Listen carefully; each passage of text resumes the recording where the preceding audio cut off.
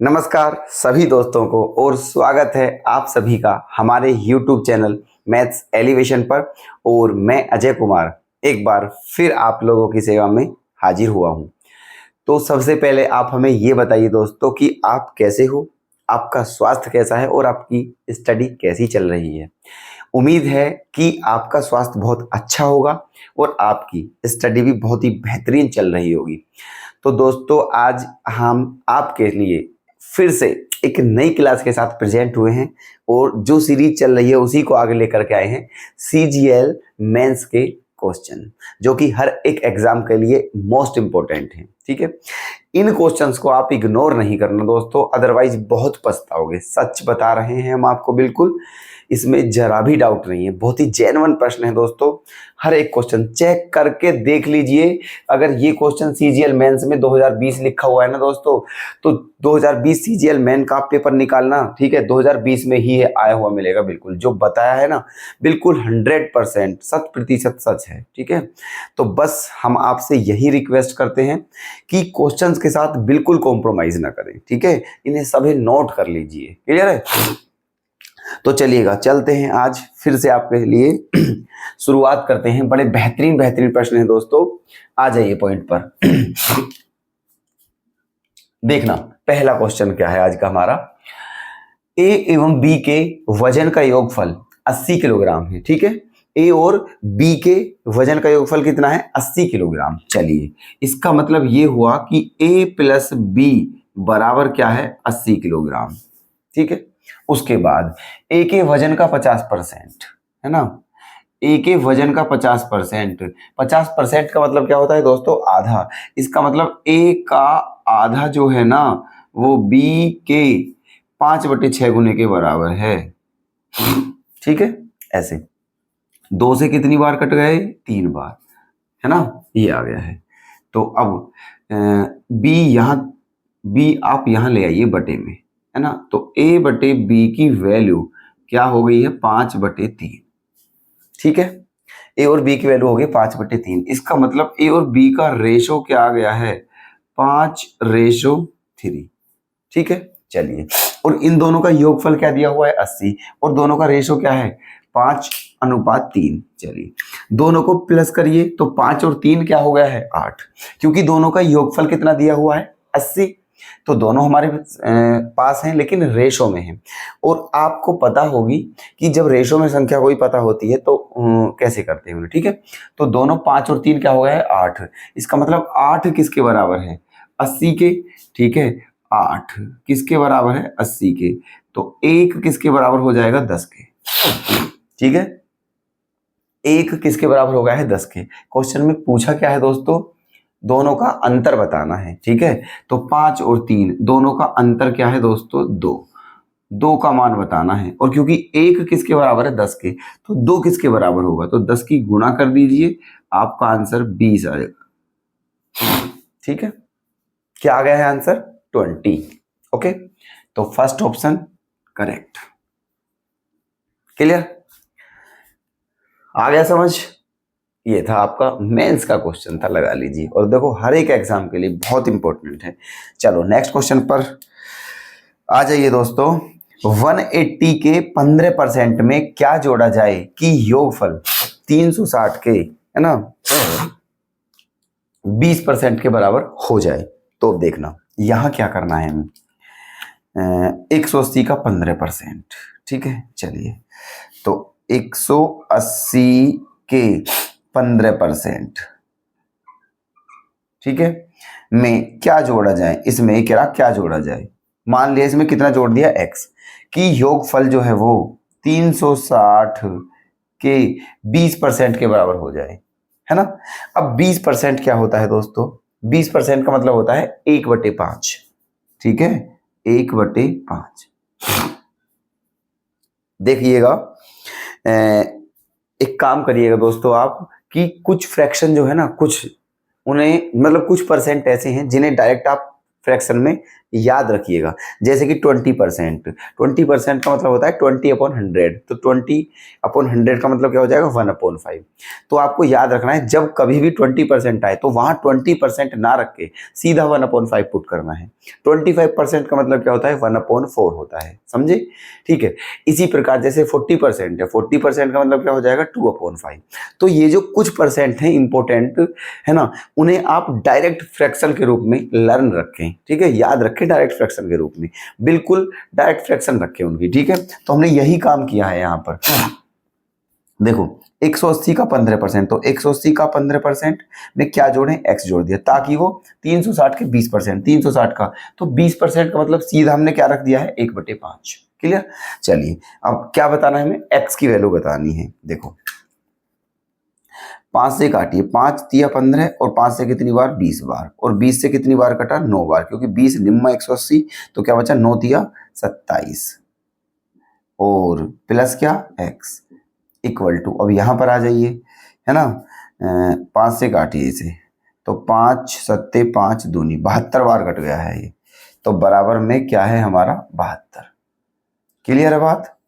ठीक है। चलिए वैल्यू किसकी बतानी है हमें, x की। वैल्यू किसकी बतानी है दोस्तों हमें, x की। तो इस 27 को इधर ले जाइए, है ना, तो क्या आ जाएगा 72 माइनस 27, है ना, 72 माइनस 27 कितना बच जाएगा, 12 में से 7 गया 5, है ना, और 6 में से 2 गया 4, 45। ठीक है, आंसर क्या आ गया हमारा 45, option A correct. Okay, any doubt? चलिए नेक्स्ट क्वेश्चन पर आते हैं।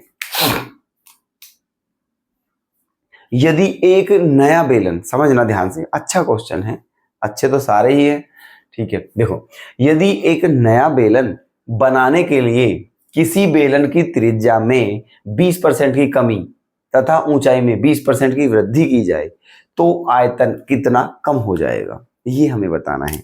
समझना ध्यान से। अगर दोस्तों यहां हम, ठीक है, एक फॉर्मूला होता है हमारा क्या, plus minus x plus minus y plus minus x y upon 100, ठीक है, वो तब यूज करते हैं जब डबल परसेंट की बात हो, ठीक है, 2% आ रहे हो, है ना, मतलब उसे, और 2D में उसे यूज करते हैं। 2D का मतलब है द्विविमीय, है ना, मतलब जैसे एरिया निकालना है तो वहां आप उस फॉर्मूले को यूज करते हो, क्योंकि एरिया में 2D है, मतलब उसमें दो विमा होते हैं, लंबाई चौड़ाई या ऊंचाई चौड़ाई या फिर लंबाई ऊंचाई, ठीक है। लेकिन यहाँ क्या है सिस्टम, यहाँ दोस्तों आयतन की बात है, और आयतन में 3 विमा होती हैं, 3 विमा होती हैं, लेंथ ब्रेथ हाइट। तो उस फॉर्मूले को आप यहाँ एक बार में अगर लगेगा तो फिर डबल 2 बार में लगेगा फॉर्मूला, और मेरे अकॉर्डिंग 2 बार लगाना फॉर्मूला, ठीक है, क्या ही फायदा, उससे अच्छा तो हम अभी देखना कैसे कर लेंगे, है ना। तो ध्यान रखना, अगर क्वेश्चन यही होता और एरिया की बात होती तो डायरेक्ट हम उसी फॉर्मूले को यूज करके अपना आंसर ले आते, लेकिन अब नहीं लगेगा, क्योंकि बात किसकी है दोस्तों, आयतन की। ध्यान रखनी है आपको ये बात, ठीक है। चलिए क्या करना है, अब देखो एक नया बेलन बनाने के लिए किसी बेलन की त्रिज्या में 20% की कमी करी और ऊंचाई में 20% की वृद्धि कर दी, तो बताइए आयतन में क्या परिवर्तन होगा या कितना कम हो जाएगा। चलिए देखो, पहले जो त्रिज्या थी रेडियस, है ना, वो, और पहले जो हाइट थी वो, है ना, क्या है, त्रिज्या में कितने परसेंट की कमी करिए, 20% की, और 20% का मतलब क्या होता है 1/5, है ना। तो मान लीजिए इसकी रेडियस कुछ इतना, मतलब कुछ ऐसी मानो जो 5 से डिविजिबल हो, ठीक है, जो 5 से डिविजिबल हो, क्योंकि 20% का मतलब 1/5 होता है। तो हमने क्या किया, हमने मान लिया है कि जो जो बेलन था उसकी पहले जो रेडियस थी वो कितनी थी, 5 थी, ठीक है, पहले रेडियस, है ना, और पहली हाइट भी कितनी मान ली है हमने, 5। क्लियर? मान लिया एक बेलन था, उसकी मतलब जो रेडियस थी 5 थी और उसकी हाइट भी कितनी थी, 5। अब फिर हुआ क्या, उसकी रेडियस में क्या करा दोस्तों, उसकी रेडियस को कितना कम कर दिया, 20%। 20% का मतलब है 1/5। तो उसकी रेडियस जितनी थी उसकी 1/5 कम कर दी, तो 5 का 1/5 क्या होता है, 1 होता है, तो रेडियस 1 कम कर दी। इसका मतलब 5 में से 1 कम कर दिया, तो रेडियस अब कितनी बची दोस्तों, हमारी 4 बची, है ना। और जो हाइट है उसे 20% बढ़ा दिया। तो 5 का 20%, फिर वही वाली बात है, 1 होता है तो 1 बढ़ा दिया, तो 5 और 1 क्या हो जाएगा, 6। क्लियर। इसका मतलब जो बेलन था उसकी पहले वाली रेडियस और हाइट कितनी कितनी थी, 5 5, और अब जो है वो उसकी रेडियस तो 4 है लेकिन हाइट कितनी है, 6। तो आयतन में कितना परिवर्तन हो जाएगा ये बताना है, ठीक है। अच्छा देखो, पहला वाला आयतन क्या हो जाता है हमारा, बेलन का आयतन क्या होता है, पाई आर स्क्वायर एच होता है, ठीक है, पाई आर स्क्वायर एच। तो पाई तो लेना बिल्कुल बेकार है, कोई जरूरत नहीं है पाई की, पाई फिर भी कट जाएगा, केवल आर स्क्वायर एच करिए। तो आर 5 पंजे 25 गुणा 5, 25 पंजे 125, पहला वाला आयतन, ठीक है। और अब जो आ जाएगा नया आयतन वो क्या आ जाएगा, आर स्क्वायर, मतलब 416 और 16 छिक्कम 96, ठीक है। पहले इतना आयतन था, इतना आयतन है, तो कमी तो हो रही है। अब यही बतानी है कितने परसेंट की कमी है। तो कितने की कमी हो रही है दोस्तों, 4 और 25 29, ठीक है, 29 की कमी है, किसमें, 125 में, और इनटू में 100, 25 से 4 बार, 25 से 5 बार, है ना। 29 चौका क्या होते हैं दोस्तों, 29 चौका हो जाएंगे आपके 116, ठीक है। 29 चौका 116, और 116 में जब 5 का डिवाइड दोगे तो 5 दूनी 10, 5 तिया 15 और 5 दूनी, ये आ जाएगा दोस्तों, ठीक है। 23.2%, है ना। कितना इजी क्वेश्चन है, 23.2%। तो यही हमारा क्या है, आंसर।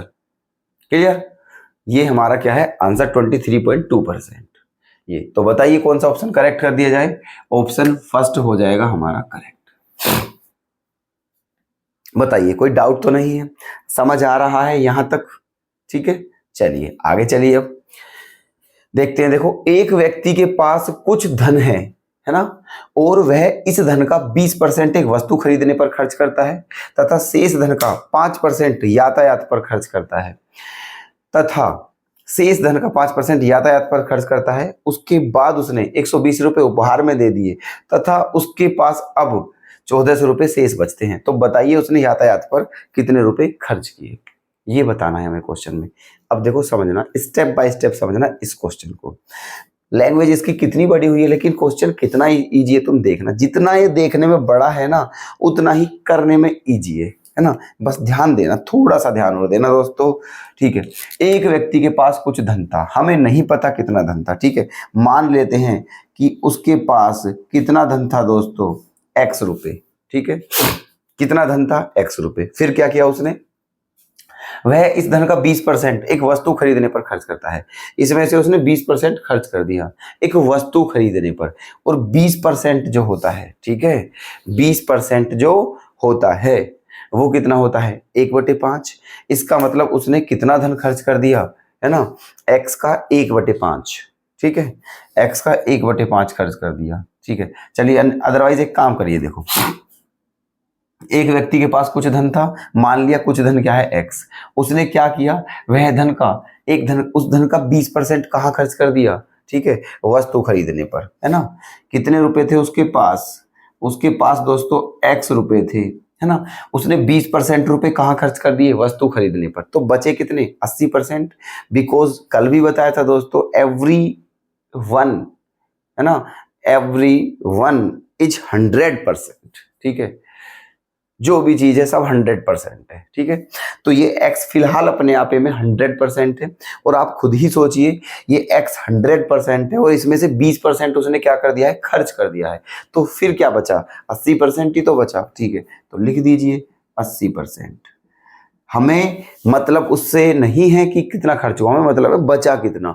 तो x था जो कि 100% था, उसमें से 20% खर्च कर दिया तो बचा कितना, 80%। आगे चलिए, है ना, यहां पर आ जाइए। तथा शेष धन का, शेष बचा है दोस्तों, x था उसमें से 20% हमने निकाल दिया तो 80% बचा, ये शेष है। अब शेष का कितना, 5% यातायात पर खर्च कर दिया, है ना, 5%। तो जब 5% तो बचा कितना, 95%, 95% ये बचा, ठीक है। बचा हुआ है, बचे हुए से मतलब है हमें। आगे चलिए, यहां आ गए हम। तथा उसने 120 रुपए उपहार में दे दिए, ठीक बात है।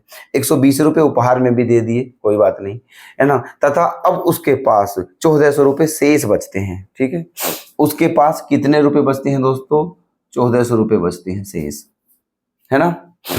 क्लियर? अच्छा, ये उसके पास बचे हुए थे और 120 रुपये उपहार में भी दिए थे, है ना। तो उपहार वाले रुपए को यहीं आप प्लस कर दीजिए, बात एक ही है ना। बचे से मतलब है हमें, बचे से, ठीक है। तो इधर ये बचा और इधर हमारे पास कितने बचे? 1400 रुपये उसके पास शेष बचे और 120 रुपये वो हैं जो उसने उपहार में दिए, ये बराबर हैं बस, ठीक है। अब कर लीजिए क्वेश्चन, है ना। तो देखो 5 से 20 चौक 80 और 20 पंजे 100, 5 से कितनी बार दोस्तों?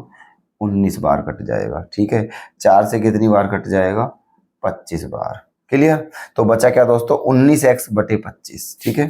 क्या बचा? 19x बटे 25 बराबर में क्या है? 1400 में 120 प्लस करोगे तो क्या आ जाएगा? 1520, ठीक है। 19 से काटिए, 19 अट्ठे 80 बार कटा, तो x की वैल्यू क्या आ गई? 25 गुना 80, है ना। x की वैल्यू क्या आ जाएगी हमारी? x की वैल्यू आ जाएगी हमारी 25 गुना 80, ये हमारी x की वैल्यू आ गई है ना। पूछा क्या है दोस्तों इसने? कि उसने यातायात पर कितने रुपए खर्च किए, ठीक है। 25 गुना 80 आ गया है हमारा, है ना। दोनों की गुना कर दीजिए, 25 अट्ठे कितने होते हैं? 200, इसका मतलब 2000 आ गया है। किसका मान? x का, ठीक है। x का मान कितना आ गया है? 2000 रुपये। बताना क्या है हमें? उसने यातायात पर कितने रुपए खर्च किए, ठीक है। चलिए बता दीजिए यातायात पर कितने खर्च किए, है ना। देखना इधर, उसके पास कितने रुपए थे? x, और x की वैल्यू क्या है? 2000। उसके पास कितने रुपए थे? 2000। क्लियर है? 2000 में से 20% खर्च कर दिए वस्तुओं पर, तो बचे कितने? 80%, है ना। अब जो बचे उसका कितना परसेंट खर्च करा है उसने यातायात पर? उसका 5% खर्च करा है, तो इसका 5% निकालना है और यही हमारा आंसर हो जाएगा, ठीक है। तो देखो 3 और 1 4, 4 जीरो से 4 जीरो खत्म, ठीक है। 5 अट्ठे 40, 40 दूनी 80, ठीक है। 80 रुपये, इसका मतलब उसने यातायात पर 80 रुपये खर्च किए थे, है ना। और यही हमारा फाइनल आंसर हो जाएगा। तो ऑप्शन कौन सा? ऑप्शन डी ही करेक्ट हो जाएगा। क्लियर? ओके, नोट अवश्य कर लेना दोस्तों क्वेश्चन, ठीक है। तो चलिए दोस्तों, उम्मीद करता हूं कि आज का जो सेशन था हमारा वो आपने बहुत अच्छे से समझा है और आपकी कोई प्रॉब्लम भी नहीं है, ठीक है। अगर हो तो प्लीज़ हमें अपनी कोई भी क्वेरी हो तो प्लीज़ कमेंट के माध्यम से ज़रूर बताना। तो ठीक है दोस्तों, मिलते हैं कल फिर से इसी तरह की एक नई क्लास के साथ, तब तक के लिए धन्यवाद।